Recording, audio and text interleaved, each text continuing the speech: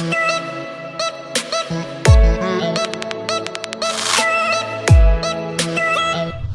is going on, you guys? My name is Rage, and this is an update video in regards to the final node here for Dark Dimension 6. So if you recall, bringing my 5 legendary characters being Omega Red, Black Cat, Nova, Shuri, and Phoenix, as well as rounding out with Baby Apocalypse. Let's get right to it. Now, thankfully, from our last attack, this Eternals combination was able to use some of their abilities. So, starting from the get-go, I do control both Icarus and Cersei just because of their notable synergies and damage. By controlling them, we can at least focus them at the very beginning here and get them out of the way. So that way, it does clear wave here for the next wave that does spawn for us.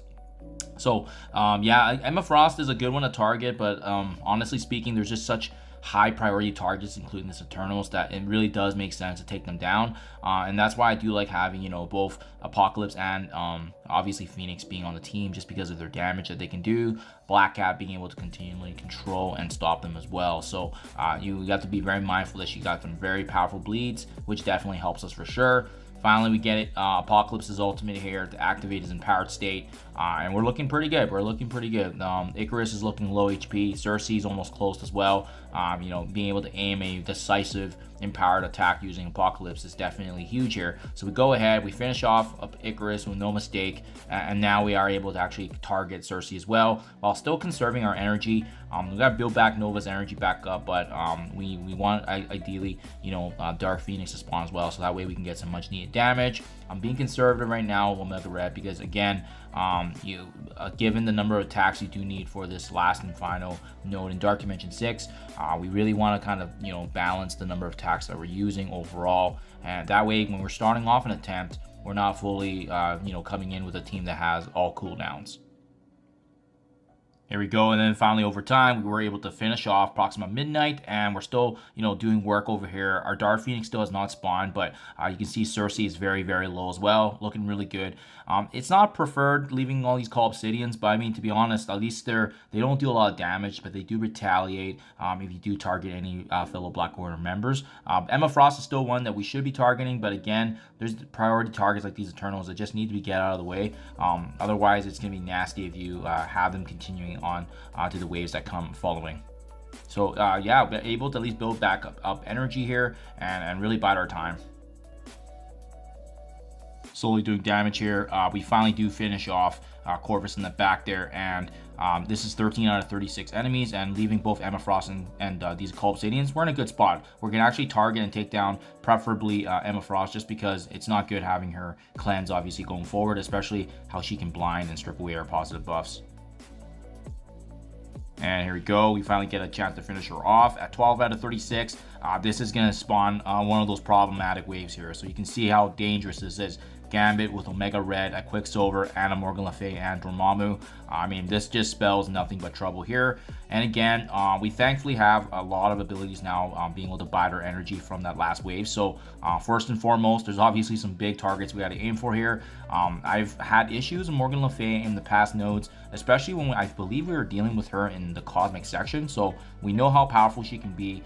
We also know some of these characters are going to get the revive now, thanks to Dormammu. So we definitely got to be very, very mindful of that. But thankfully, we have Dark Phoenix activating her devastating ultimate ability, being able to, scale percentage damage. And then we are going to target Morgan Le Fay here, just because she is the most prominent member.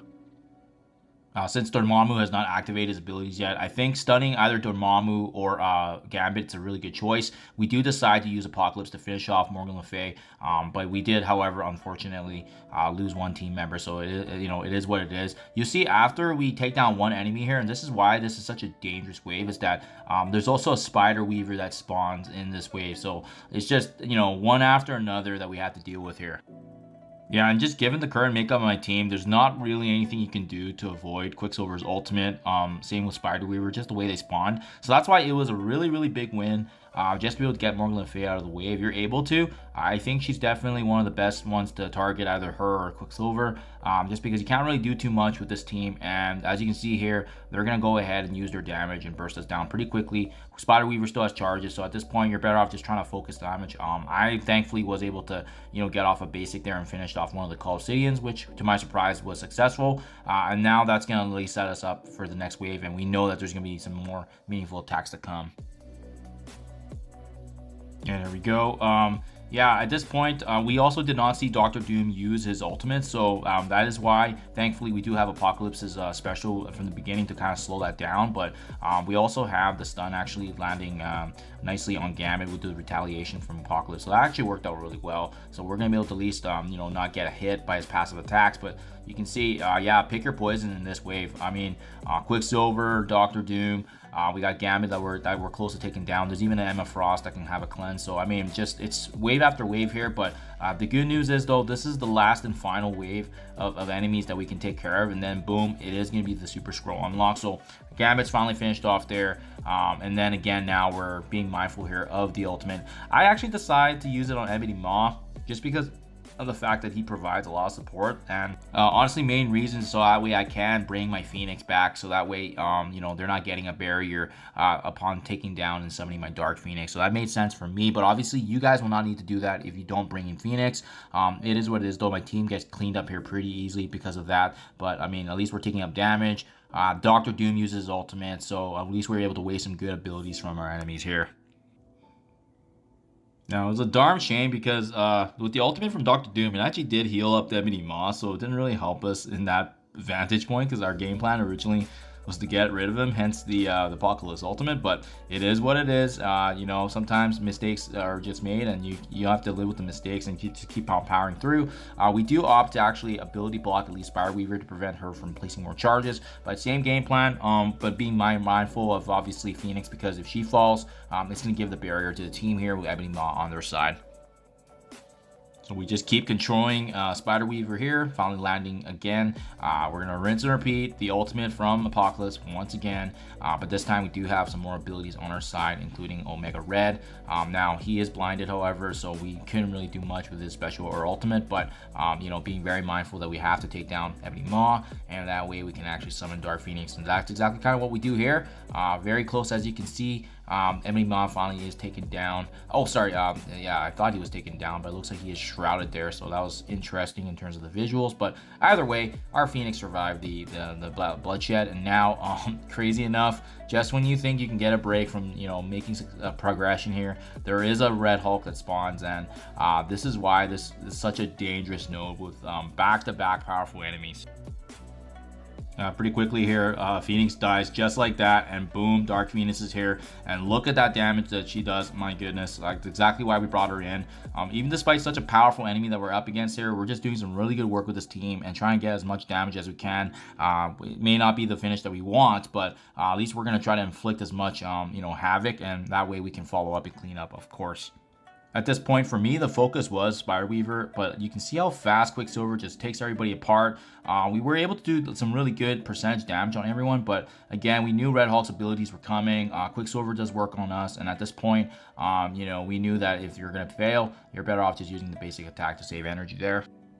And thankfully, we were able to at least waste Quicksilver's abilities there. But yeah, starting things off now, again, maintaining focus on taking down Spider Weaver. We just don't want to get any charges up, so that way our attacks are missing, because every attack basically matters. Now, I did decide to switch things up a bit. I noticed that Nova didn't have his abilities up, so I swapped this lineup actually for Shuri and Phoenix.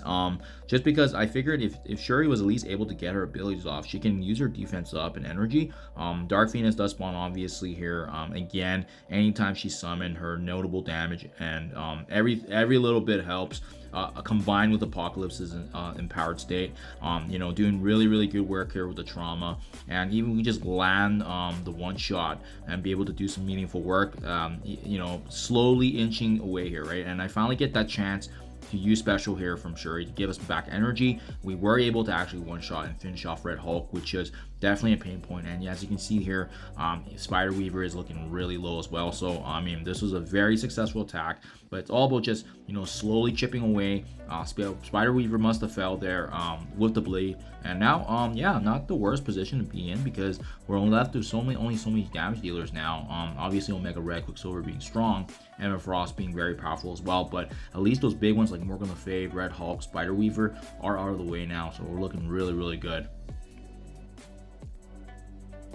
Our team does go down here, and yeah, they're going for the finish. But if you guys have watched my video already, I did make the last one, so this is the last one that pre-caps it, guys. Thank you so much for this journey. It's been an absolute pleasure, and it's been always great just getting to this unlock, and again, just going through it attempt by attempt. Hopefully this helps you guys. Thank you as always, and I'll catch you guys in the next one.